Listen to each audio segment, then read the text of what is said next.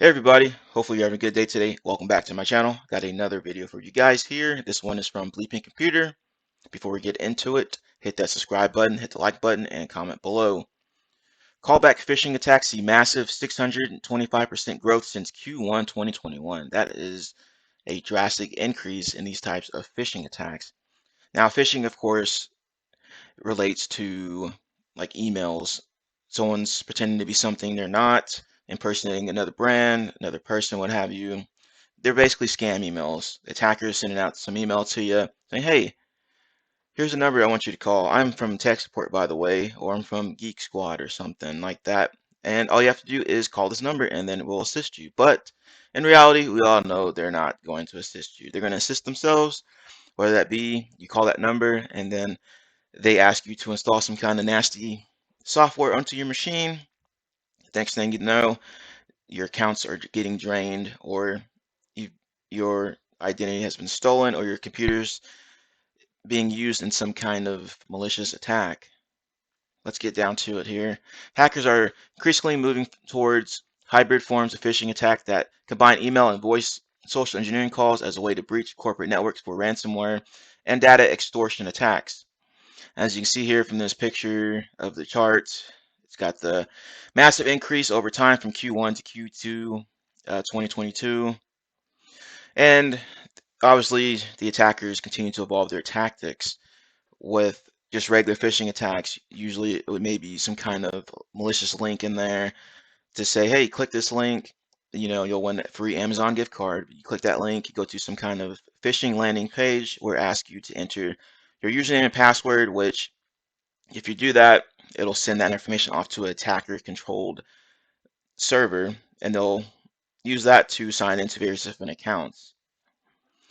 Let's see, it looks like they're combining regular phishing emails with phishing, which would be voice phishing. As you can see here, phone call to perform social engineering on the victim. It's a hybrid form called callback phishing. Also includes an email before the call, typically presenting victim with a fake subscription/invoice notice. And that is definitely true. I have seen a lot of these come in recent months from my job, and they are very annoying because the attackers will use some sort of like Gmail account, Hotmail account that they created themselves or that they have stolen from another legitimate person. They'll keep changing those email accounts, or they will modify the number a bit inside of the emails. As you can see here, there's an example of one, Geeks Deluxe Security LLC.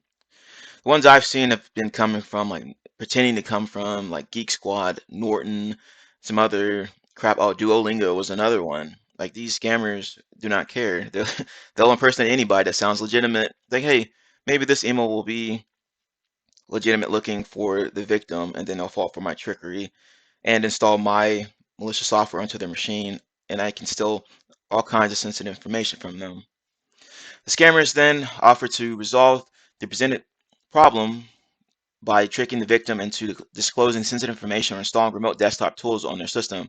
The actor then connects to the victim's device remotely to install further backdoors or spread to other machines. As I said, they'll try to steal sensitive information, or they'll install some kind of malware onto your machine. So you watch out for these types of attacks. And if you're seeing them in your corporate environment, be sure to capture those indicators of compromise as you can find them inside the email. A lot of times, these types of emails will come in as just images, or they'll come in as embedded images inside the email itself. So it can make it kind of tough to build in or improve those countermeasures to counteract these types of phishing emails that come in. Imhotep surged and then died again.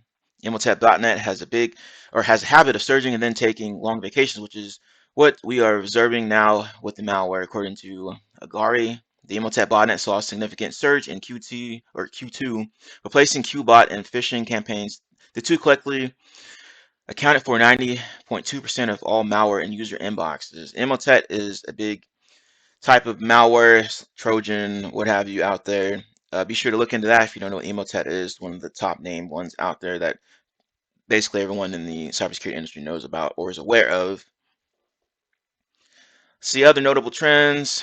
Another trend in phishing tactics recorded by Agari this quarter was the increased targeting of telecommunication service providers that chip away at attacks targeting financial organizations, which remain the top most targeted sector. And yes, that is absolutely true. Financial, hey, that's where the money is. So of course, attackers are going to target that industry and then try to get to the loot. I'm surprised healthcare isn't up here, but let's see if anything else of interest is in this article. It is important to highlight that the detection evading tactic of using compromised sites for distributing phishing messages still finds fertile ground, with analysts observing a growth of 6.7% compared to last quarter. Right. You can see that pie chart there, what they're actually doing. Tunneling services, 10%. Shorteners, haven't seen too many of those these days. I think a lot of times organizations will tend to have those blocked. I remember years ago there would be attackers using phishing emails, and the links in there will contain some kind of URL shortener in there from like Bitly or what have you, Google shorteners, but those are easy to block. So attackers have been switching over to other mechanisms to bypass your email security tools and then get into user inboxes. Finally, when it comes to top-level domain abuse.com remains the most popular choice, with almost half the phishing emails originating from it and the .cv TLD appearing directly in second place, blah, blah, blah. Of course, .com, I mean, it's the most well-known TLD out there these days. Of course, those numbers are going to be high.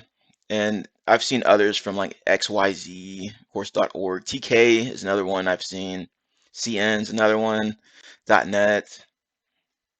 As discussed, in a late last year report by Palo Alto Networks, phishing actors use domains from small island countries, in this case Cape Verde, due to their lax anti-abuse regulations that help them generate national income. I guess that makes sense for the attacker's point of view and their business.